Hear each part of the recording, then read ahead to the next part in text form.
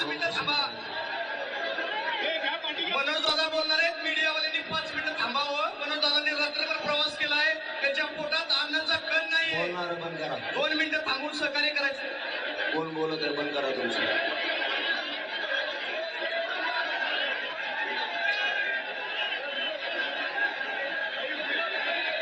एक मिनिटासाठी सगळ्यांनी शांत व्हा.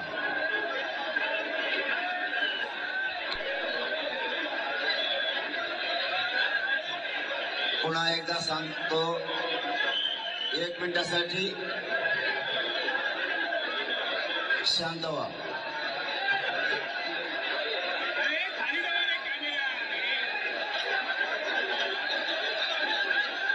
तुम्ही आरडा करू नका हो. मी म्हणतो कोणाचा आरडा येतो पण तुमचाच लय मसाला चाललाय.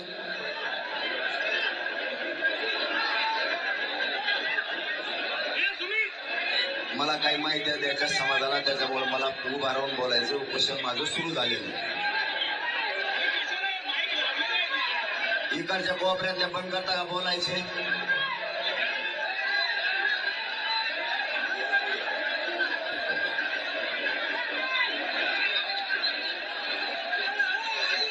इकडच्या आरडा करू नका.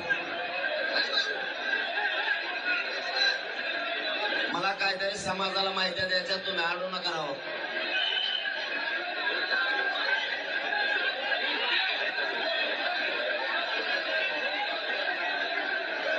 समाजाच्या पोरानं पुन्हा एकदा सांगतो शांत व्हा.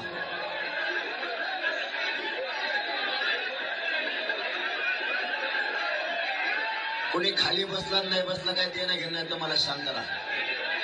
खाली बस म्हणण्याच्या राड्यात थांबावं तुम्ही. मला संदेश देऊ द्या. दिवसभर बोलतो हो तुम्हाला. मला लोकांना बोलू द्या.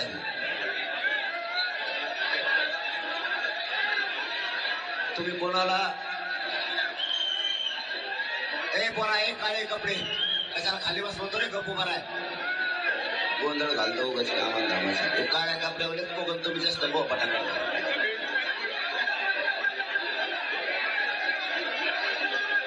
मी सांगतोय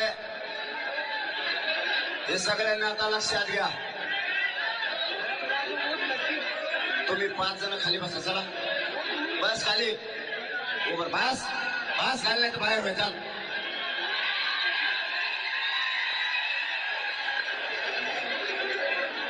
मला तर तुमच्या इथे बघता सुद्धा आहे ना. इकडे बघताय ना इकडे बघताय.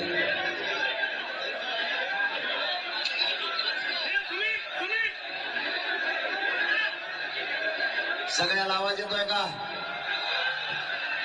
परत म्हणू नका इथं बसलेले कोणी मला ऐकायला नाही आलं. पुन्हा एकदा विचारतो आवाज सगळ्याला येतोय का.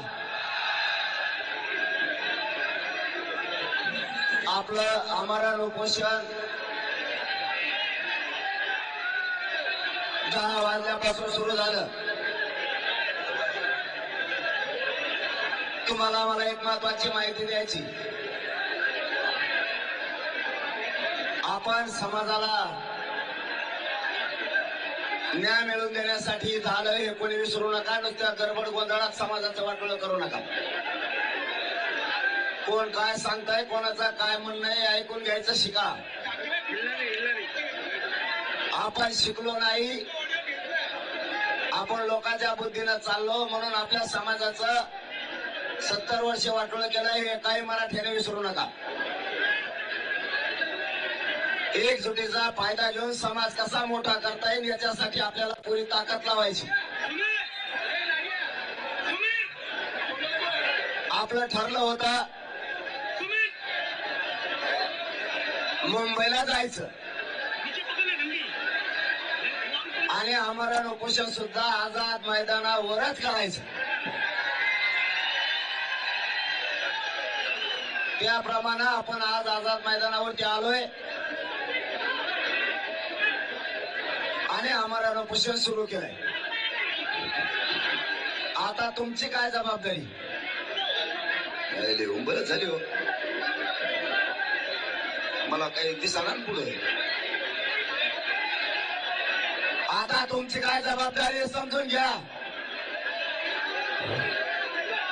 सरकार आपल्याला सहकार्य करणार नव्हतं. म्हणून मराठा समाज म्हणला होता, हे बोलायला आहेत गपचे बायको घरात,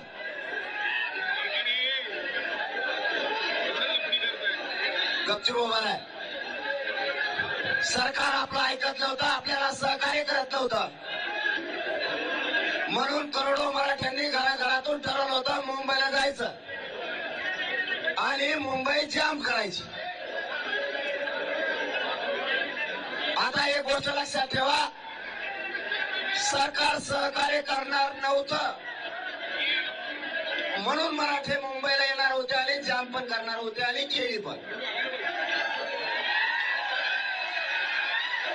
आता आपल्याला सरकारनं सहकार्य केलंय.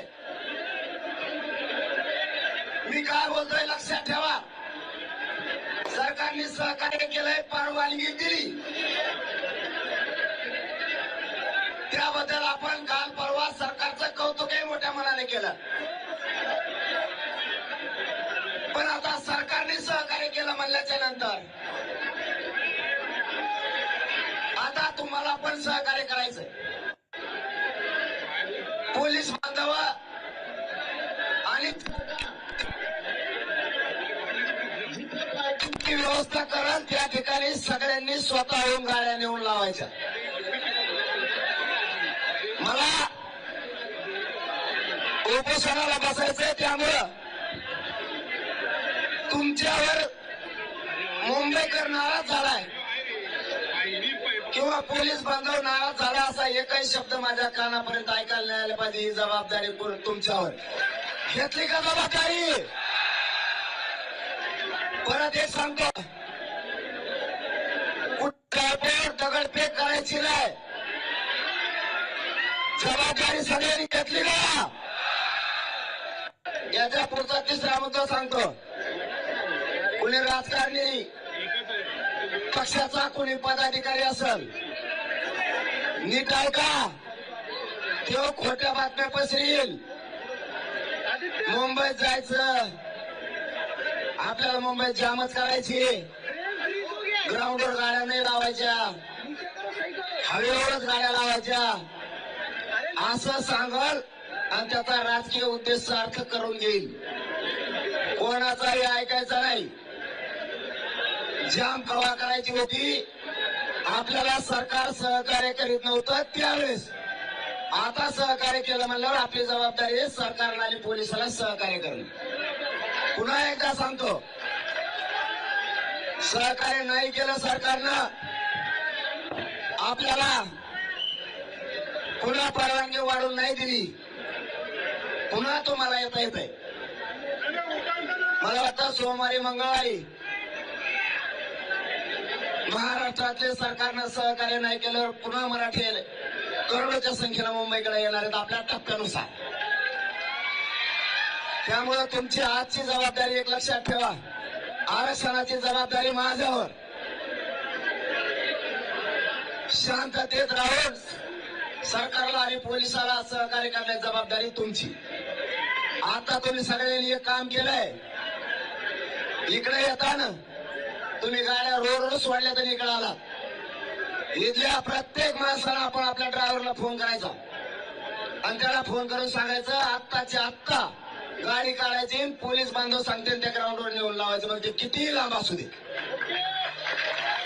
एकही गाडी रोडवर आता कामा नाही. स्वतः तुम्ही स्वयंसेवक म्हणून काम करायचंय. तुम्ही जी मुंबई जाम केली ना मराठ्यानं, 2 घंट्यात पुन्हा मोकळी मुंबई झाली पाहिजे. जबाबदारी तुमची. आता मला बोलता येणार नाहीये उपोषणाला बसलो म्हणून. मला एकही बातमी कानावर आली नाही पाहिजे किंवा पोलीस बांधव येऊन नाराज नाही झाला पाहिजे की या ठिकाणी गाडी लावली, या ठिकाणी ट्रॅफिक जाम झाली. आपण आझाद मैदानाला येणार होतो, आपण आलो. बऱ्याच जणांना वाटलं होतं पाय ठेवून द्यायचा नाही, मराठे मांड्या घालून बसले.